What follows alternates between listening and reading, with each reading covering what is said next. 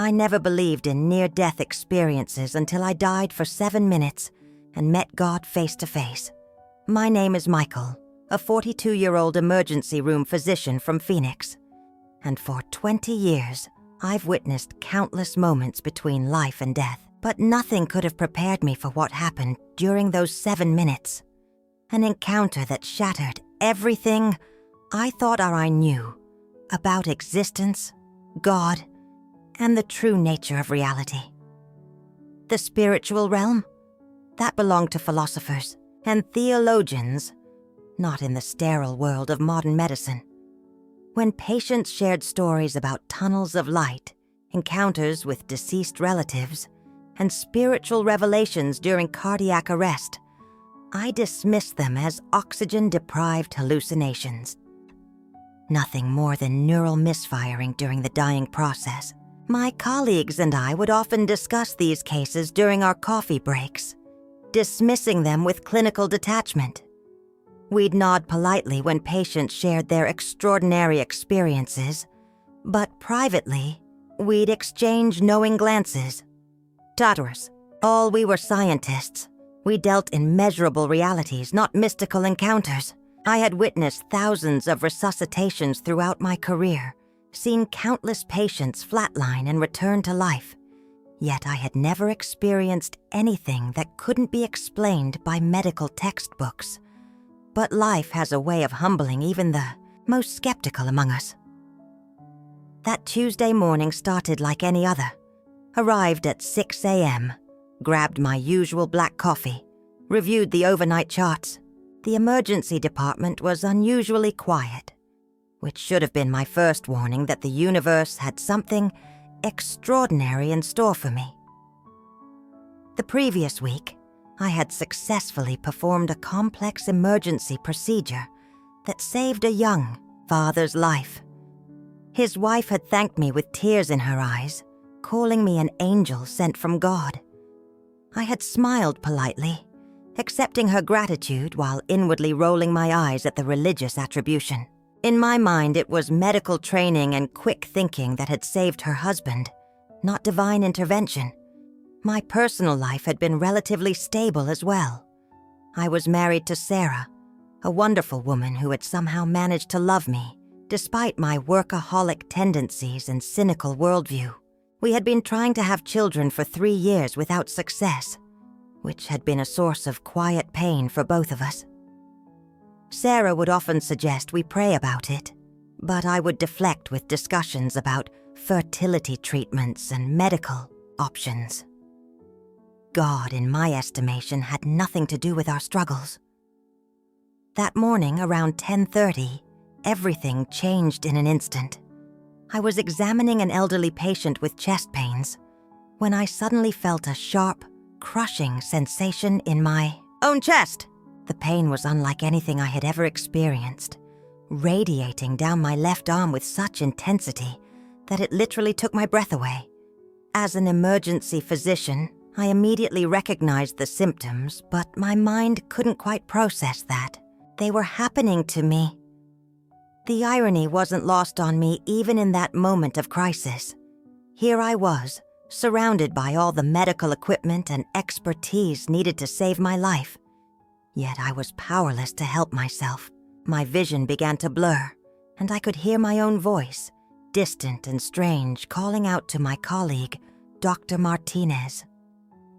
The last thing I remember before everything went black was seeing Sarah's photograph on my desk, her smiling face becoming smaller and more distant as darkness closed in around me. What happened next defied every scientific principle I had ever learned, every rational explanation I had ever accepted. The monitors showed my heart had stopped beating. For 7 minutes and 32 seconds, according to the medical records I would later review with trembling hands, I was clinically dead.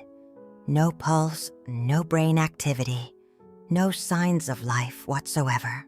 My colleagues worked frantically to bring me back, administering medications, performing chest compressions, using every tool in their medical arsenal. But while they fought to save my body in that sterile hospital room, I was somewhere else, entirely, experiencing something that would shatter my materialist worldview forever. The transition happened so gradually that I didn't initially realize what was occurring. One moment I was drowning in pain and darkness, and the next, I felt an indescribable sense of peace wash over me, like warm sunlight after a long, cold winter. I found myself floating above the chaos in the emergency room, watching my colleagues work on my lifeless body with detached fascination. I could see Dr. Martinez performing chest compressions, sweat beading on his forehead despite the cool temperature of the room. Nurse Jennifer was preparing another dose of epinephrine, her hands moving with practiced efficiency, even as I could see the worry etched across her face. The strangest part was how utterly calm I felt, observing my own death. There was no panic, no fear, no desperate desire to return to my body. Instead, I felt more alert and conscious than I had ever been in my physical life. My thoughts were crystal clear, my perception sharper than I had ever experienced. I could understand everything that was happening around me with perfect clarity. Yet I felt completely detached from the urgent drama unfolding below. I tried to communicate with my colleagues, to tell them I was okay, that I was still there, just in a different form. But they couldn't hear me or see me. I was present but not present, alive but not alive, existing in a reality that medical science insists is impossible. The monitors continued to show flat lines, the harsh beeping sound that every doctor dreads, while my consciousness floated free from the constraints of flesh and bone. As the minutes ticked by, something extraordinary began to happen. The hospital room started to fade around the edges, becoming less substantial, less real. I felt myself being gently pulled away from the scene, not by any external force, but by an inner knowing that there was somewhere else I needed to be. The last thing I saw before leaving the emergency room completely was Sarah arriving, her face contorted with grief and terror as she saw my motionless body surrounded by frantic medical personnel. Then I was moving. Not through space as we understand it, but through dimensions of existence I had never imagined possible. The journey felt both instantaneous and eternal, as if time itself had lost all meaning. I was aware of traveling vast distances, yet I never seemed to move at all. The sensation was unlike anything I could have conceived of in my limited three-dimensional understanding of reality.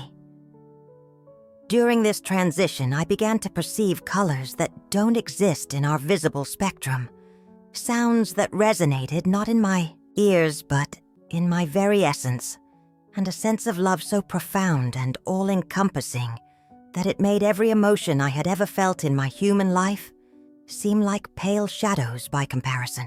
Imagine trying to describe the color blue to someone who has been blind since birth. That's what it's like trying to explain this divine love to someone who has only known earthly affection. This wasn't the conditional love we experience on Earth, tainted by ego and expectation. This was pure, unconditional love, the very fabric from which existence itself seemed to be woven. I realized that everything I had believed about consciousness was wrong. I wasn't my brain.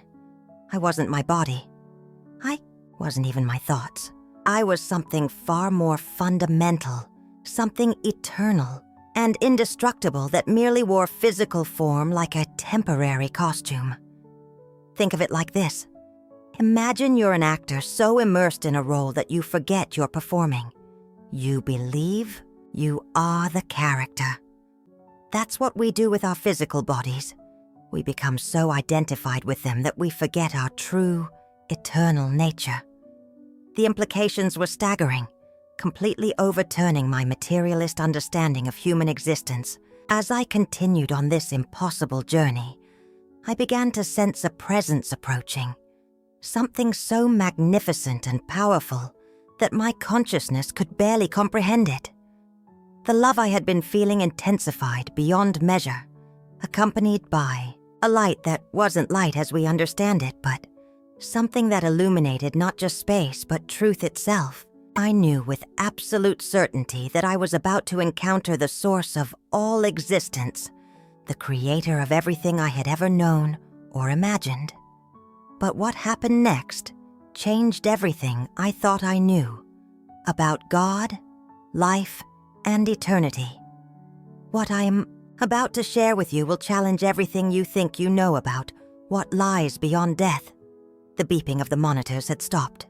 The flat line stretched across the screen, and I heard Dr. Martinez say those words that should have terrified. Yes, we're losing him. But instead of fear, I felt an incredible sense of peace wash over me. A peace unlike anything I had ever experienced in my 42 years of life. Then it happened. I began moving away from my physical body, drawn by something I couldn't explain. It started as a gentle pull, like being carried by an invisible current. The hospital room began to fade, and I found myself gliding through what I can only describe as a void. Not dark, not light, but something in between. Time seemed meaningless. Distance had no relevance. I was simply moving towards something magnificent. Suddenly, a brilliant white light appeared in the distance. But this wasn't harsh or blinding like the surgical lights I knew so well. This light was warm, welcoming, alive. It pulsed with an energy that seemed to call my very soul. As I approached, the light grew brighter and more beautiful, and I realized I was entering what looked like a tunnel made entirely of this radiant illumination. The walls of the tunnel shimmered with colors I had never seen before. Not just the colors of our earthly spectrum, but new hues that don't exist in our physical world. Picture every sunset you've ever seen, every rainbow after a storm, every dancing flame. Now multiply that beauty by infinity, and you still wouldn't come close to what surrounded me.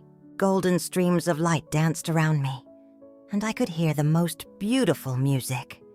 It wasn't coming from any instrument I knew, but seemed to emanate from the light itself, a symphony of pure harmony that touched every part of my being. As I moved through this tunnel of light, I felt my consciousness expanding. Every worry, every fear, every bit of pain I had carried throughout my life simply dissolved. I understood without anyone telling me that I was exactly where I belonged. This was not death as I had imagined it. This was the most alive I had ever felt. Then, as I stepped out of the tunnel, I found myself in a place that can only be described as paradise. Rolling hills of the most vibrant green grass stretched as far as I could see. Flowers in those same impossible colors swayed in a gentle breeze that felt like pure love against my skin. The sky above was not blue, but a soft, luminous gold that seemed to pulse with life itself. But what captured my attention most was not the breathtaking landscape. It was the figure walking toward me. Even from a distance, I knew who it was. My heart, or whatever I had for a heart in that place, filled with recognition and overwhelming joy. It was Jesus, exactly as I had imagined him, and yet more real than anything I had ever encountered. His face radiated such love that I began to weep, tears of pure happiness. His eyes held the wisdom of eternity, but also a tenderness that made me feel like the most cherished person in all creation. When he smiled at me, it was as if the sun itself had decided to embrace me personally. Jesus reached out his hand to me, and the moment he did, everything around me changed. The already beautiful paradise became even more magnificent. The colors became more vivid, the music more enchanting, the sense of peace more profound. When our hands touched, I felt a surge of love so powerful, it seemed to course through every fiber of my spiritual being. Then he showed me something that would shatter every assumption I'd ever made about reality itself. "Welcome home, my son," he said, and his voice was like the sound of gentle waterfalls mixed with the laughter of children. It resonated through me, filling empty spaces in my soul I didn't even know existed. "But Jesus," I found myself saying, "I don't understand. I've made so many mistakes. I've been angry, judgmental, selfish. How can this be my home?" He smiled again, and in that smile was the answer to every question I had ever had about love, forgiveness, and the nature of God. "My child," he said, "love is not earned. It simply is. You are here because you are loved beyond measure, not because you were perfect. Love is the force that moves the universe, and you have always been part of that force. Imagine the most complex spider web you've ever seen, but instead of silk threads, it's woven from pure light and love." Then he showed me something that would shatter every assumption I'd ever made about reality itself. With a gesture of his hand, the scene around us transformed, and I could see the interconnectedness of all life. Imagine all the people who have ever lived as points of light. When someone showed kindness, the light grew brighter. When forgiveness was given, the connection strengthened. When love was shared, the entire network pulsed with divine energy. But here's the incredible part. One act of genuine love could illuminate entire sections, healing not just the giver and receiver, but rippling out to touch countless other souls. "This is the truth I want you to understand," Jesus said, his voice now carrying the weight of eternal wisdom. "Every act of love, no matter how small, sends ripples through all creation. Every moment of forgiveness heals not just the forgiver and the forgiven, but strengthens the very fabric of existence. Have you ever wondered why a simple smile from a stranger can change your entire day?" Now I understood. Love is the force that moves the universe, not just a beautiful saying, but the fundamental physics of spiritual reality. I watched in awe as he showed me specific moments from my own life, times when I had chosen love over anger, compassion over judgment, forgiveness over resentment. Each of these moments glowed like precious gems in the vast network of light. "But what about when I failed?" I asked, thinking of all the times I had chosen selfishness, anger, or pride. "Even those moments served a purpose," he replied gently. "They taught you the value of love by showing you its absence. They prepared your heart to recognize truth when you encountered it. Every experience, even the difficult ones, was preparing you for this moment of understanding." Then Jesus spoke words that I will never forget. Words that have transformed how I live every single day since returning to my body. He looked directly into my eyes and said, "I want you to go back and share this truth with others. Tell them that love is not just an emotion. It's the fundamental force of creation. Tell them that forgiveness is not weakness but the greatest power in the universe. Tell them that every person they meet is connected to them by threads of divine love." The weight of this message filled me with both joy and responsibility. "How will they believe me?" I asked. "Some will, some won't," he replied. "But you must share it anyway. Those who are ready will hear. Those who aren't ready today may be ready tomorrow. Your job is simply to be a messenger of love." As he spoke these words, I began to feel a gentle pull back toward my physical body. I didn't want to leave this perfect place, but I understood that my time there was complete. I had received what I came for, a message that would change not just my life, but hopefully the lives of everyone who would hear it. "Remember," Jesus said as I began to move away, Love is the force that moves the universe. Live this truth every day. But then something unexpected happened. The journey back through the tunnel was different from the journey forward. Instead of curiosity and wonder, I felt purpose and determination. The beautiful colors and music were still there, but now they seemed like a benediction, a blessing for the mission I was about to undertake. Suddenly, I slammed back into my physical body with such force that it felt like jumping into ice-cold water.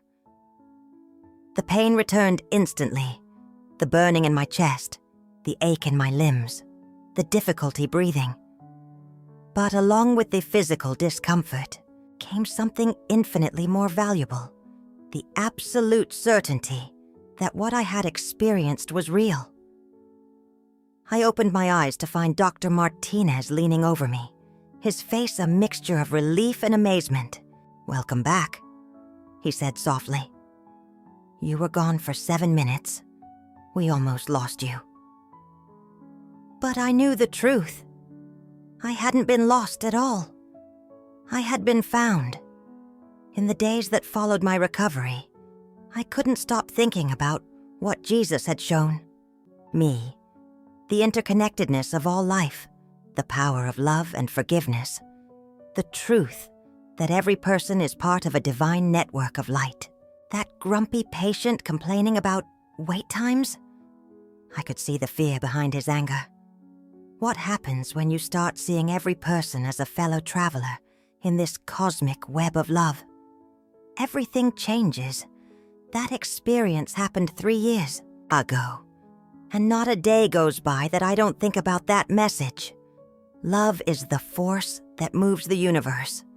It's not just something Jesus told me. It's something I witnessed, something I felt, something I know to be true at the deepest level of my being. But here's what I want you to understand. This isn't just my story. This web of light, this network of love, you're part of it right now. Every choice you make sends ripples through the entire system. What kind of ripples are you creating? Since then, I've dedicated my life to sharing this truth. I've forgiven people I never thought I could forgive. I've chosen love in situations where anger would have been easier. I've tried to be a messenger of the same unconditional love that Jesus showed me in that incredible place. And you know what I've discovered? When you live from this understanding, when you truly grasp that love is the fundamental force of creation, everything changes. Your relationships deepen.